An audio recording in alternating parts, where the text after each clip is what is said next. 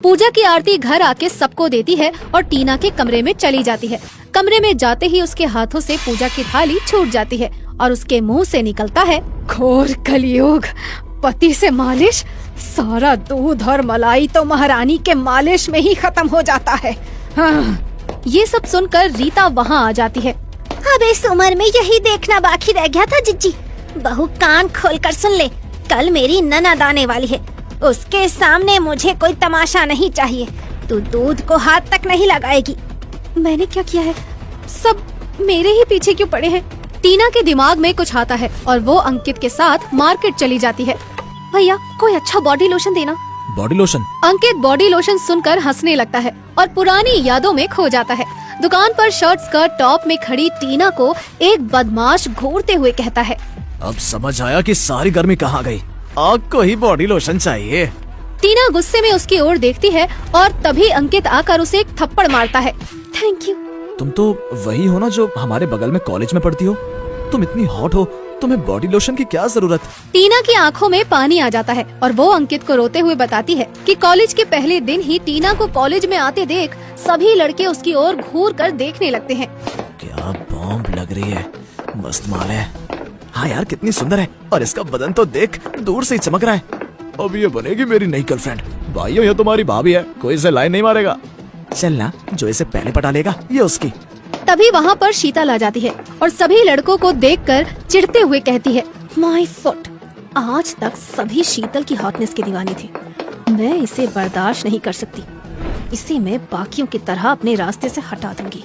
शीतल मौका देखकर टीना के पास जाती है और कहती है, 4 लड़कों ने तारीफ क्या कर दी, तुम खुद को मिस यूनिवर्स समझने लगी।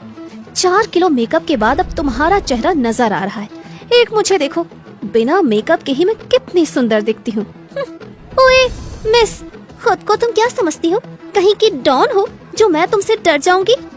टीना इतना कहकर इतराती हुई चल देती है। तभी शीतल की नजर उसके हाथ पैरों पर पड़ती है। अभी सिखाती हूँ तुझे सबक, तूने किससे पंगा लिया है? कितने फटे हुए हाथ पैर हैं, कैसे गंदे लग रहे हैं। किसी की नजर इसके हाथों पर नहीं पड़ी ना, तभी ये इतना बन रही है। अभी दिखाती हूँ इसे कि शीतल कौन है। अगले दिन शीतल टीना की बदसूरती का हाल पूरे कॉलेज में सुना देती है। उसके हाथ पैर कितने गंदे और फटे हैं और मुरझाए हुए से हैं।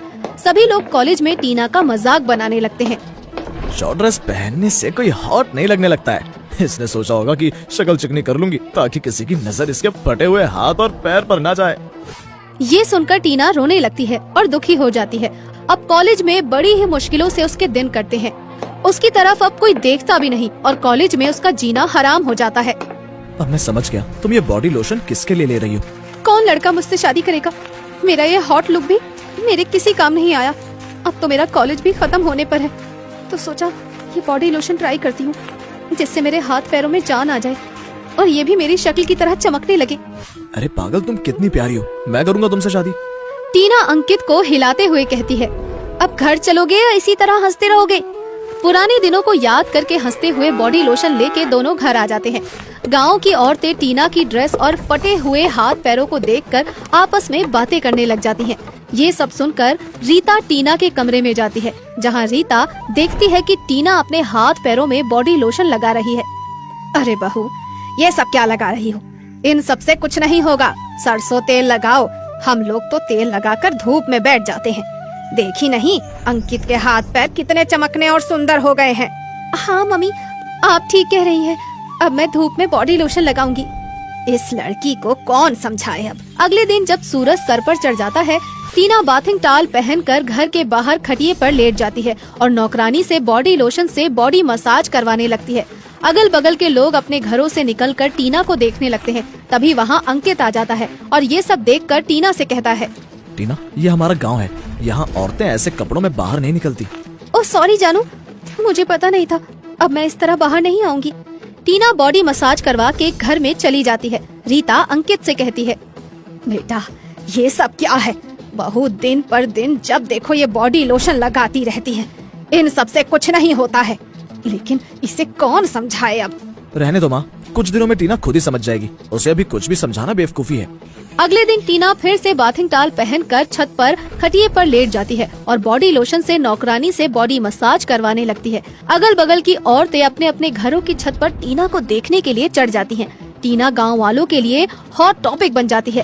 रीता आसपास की औरतों के गॉसिप सुनकर छत पर चली आती है और गुस्से में टीना से बोलती है, ये सब क्या हो रहा है? तुमने हमारी इज्जत उड़ाने का ठान ही लिया है बहू। मम्मी जी, मैंने क्या किया? मैं तो बस सन बात ले रही थी। ये लोशन वोशन से कुछ नहीं होने वाला। तुम चाहे पूरे दिन लगाओ चाहे पूरी रात, जब देखो तब लिपटी रहती हो। अभी तक कुछ हुआ नहीं है। सरसों का तेल जो कर सकता है वो कोई और नहीं कर सकता। गुस्से में रीता नीचे चली जाती है और टीना मजे से बॉडी मसाज करवा के नीचे जाने लगती है और लोशन की चिकनाहट से उसका पैर फिसल जाता है और वो चिल्लाती हुई नीचे गिर जाती है। मेरी कमर टूट गई। आवाज सुनकर घर के सभी लोग दौड़े चले आते हैं और अंकित टीना को उठाकर कमरे में ले जाता है। रीता सरसों तेल गरम करके टीना के कमरे में ले जाती है और उसकी मालिश करने लगती है। ये आजकल के बच्चे तब तक नहीं समझते जब तक कुछ हो ना जाए। अब भी समझ नहीं आया क्या बहू तुझे? मम्मी जी, थोड़ा धीरे, मुझे दर्द हो रहा है मम्मी जी। मालिश होने के बाद थोड़ी ही देर बाद टीना उठकर बैठ जाती है और कहती है, ये तो जादू हो गया। मेरा तो सारा दर्द ही गायब हो गया और मेरे हाथ भी पहले से अच्छे दिख रहे हैं। मम्मी जी, आप ठीक कहती हैं। जो ये देसी सरसों तेल कर सकता है वो ये विदेशी बॉडी लोशन कभी नहीं कर सकता। टीना अपने सभी बॉडी लोशन को कचड़े में फेंक देती है और रीता से कहती है, आज से जो मम्मी जी कहेंगी वो ही मैं करूँगी। Bye bye body lotion.